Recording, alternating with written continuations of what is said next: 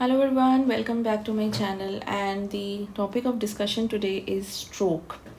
So just to have the overview of this topic, what it is and how it is being diagnosed, what is the pathology, what is the presentation, and then what is the homeopathic approach that we can see. So basically stroke, if I give you the definition of stroke, that how do we define stroke? This is an abrupt onset of a non-convulsive focal neurological deficit which is lasting more than 24 hours.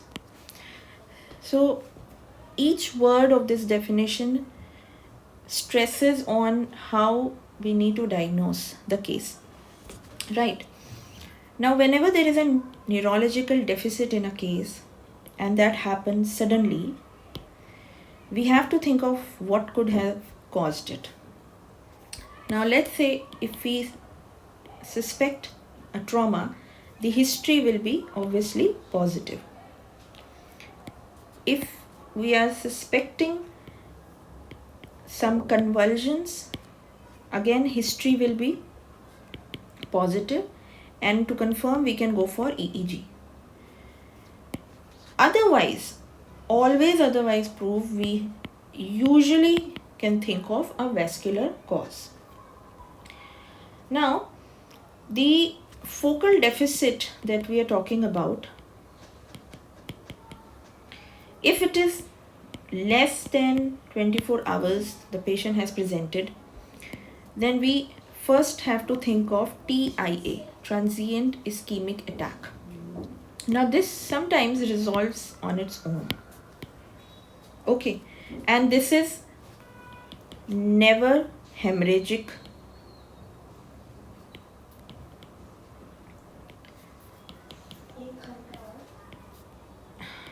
It is almost always ischemic. That is why it is called as transient ischemic attack. So if we want to suspect, or we want to see that whether this will turn into stroke, we do something called as ABCD2 scoring, that I will tell you later on what it is. If this score is high, then we can assume that this will most likely end up in stroke, or the deficit can progress, and that is a warning sign. All right. Now, what are the causes of stroke? What are the causes of stroke? Let's talk of the cardiac causes. Embolism is something that we have to consider, which can be because of atrial fibrillation. Okay, it can be because of endocarditis, septic embolism, or IV drug abuse cases. It can be because of MI, can be because of myxoma, or dilated cardiomyopathy. So the clots may travel and they can cause such condition. Right? Now, this was the cardiac cause. Let's talk about some connective tissue disorders which cause vasculitis and end up giving stroke. So such conditions are SLE, rheumatoid arthritis, scleroderma, Takayasu disease, and even syphilis. So these are some connective tissue disorders. Let's talk of hematology, how this can affect, where the blood becomes hypercoagulable. So conditions like PCV or essential thrombocytosis,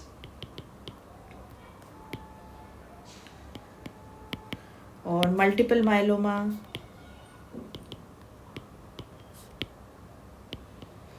or PNH, which is paroxysmal nocturnal hemoglobinuria, sickle cell anemia. So these are some hematological conditions. Then also we must rule out some miscellaneous conditions, whether the person is pregnant or not, or whether if she's a female, that whether she's taking OCPs, because sometimes OCPs can give rise to cortical vein thrombosis. Then whether the person is taking some drugs, especially cocaine, which causes sudden vasospasm. And then if the patient is having some infections, like sometimes TB. Right. So these are list of causes that must be ruled out to find the cause. Now I was telling you to detect the risk whether this transient ischemic attack can be a stroke. So we do A, B, C, D, 2 scoring. Now what is that? A, B, C, D, 2. So there are actually 2 Ds. So the A score is actually age. So how do we do this scoring? For age, if it is more than 60 years of age, then we give score 1. For B, it is actually BP, so systolic and diastolic. If it is more than 140 systolic and more than 90 diastolic, we give the score 1. C is the clinical features. So a list of clinical features. If there is upper or lower weakness or hemiplegia, then we give the score 2. If it is just the speech of the patient which is affected, then we give the score 1. And if there is both of them, means weakness and speech, then we give the score 2. Now D, the first D is of the duration. The timing is very important. If it has been 10 minutes to 59 minutes, we give the score 1. But if it has been more than 60 minutes of the onset of clinical symptom, we give the score 2. And the second is if it is a known case of diabetes mellitus, and then we give the score 1. So this is how we give the total scoring. Okay, and the higher the score, the higher the chances that the person may have another episode within 3 months of time. Right. So this is the basic scoring that we have to do. When we talk of this pathology, I'm just giving you a brief of it, but you can really go and search the details of it. Whenever there is intracerebral hemorrhage, we will mostly get history of uncontrolled blood pressure. So the patient has been hypertensive and it has been unstable. Or you can guess that they have had some kind of coagulopathy and the symptoms really just progressed. The symptoms have been progressing and the patient ignored or they were unaware. Okay, and if it is the clot or the thrombosis, the deficit that the patient present is of stuttering type. In case it is an embolism, the patient will really have a fixed kind of a deficit. And if it is the hemorrhage that has caused it, the presentation will be progressing. Okay, because it will keep rising the intracranial pressure.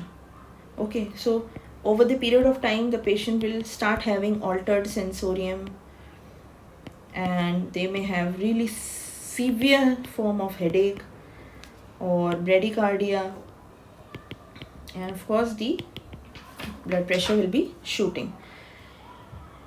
Now, sometimes if the hemorrhage is in the posterior fossa, this can immediately cause raised intracranial pressure and the brain can actually herniate into the spinal canal. And this is a very dangerous condition because it can cause heart attack. Okay, so we have to be very, very careful with our investigations. Now, conventionally, the patient has to be admitted into emergency department. But if we talk about the homeopathic approach, what can we do about it? I'm going to just list out some name of the remedies which really can be given in the first few hours depending on what the presentation is. The first is arnica. Then another one you can think of is Baraitaka, Aconite, Lachesis, Belladonna, Bothrops, Nux vomica, Opium, Coffea, Gelsemium, Glonoine, and Loserasis. So these are some homeopathic remedies that we also have for stroke. So I hope this information has been helpful and you can really go and give yourself some time and study the details. And thank you for watching my channel, and do subscribe because I'm coming up with more such important overview of clinical conditions. Thank you so much.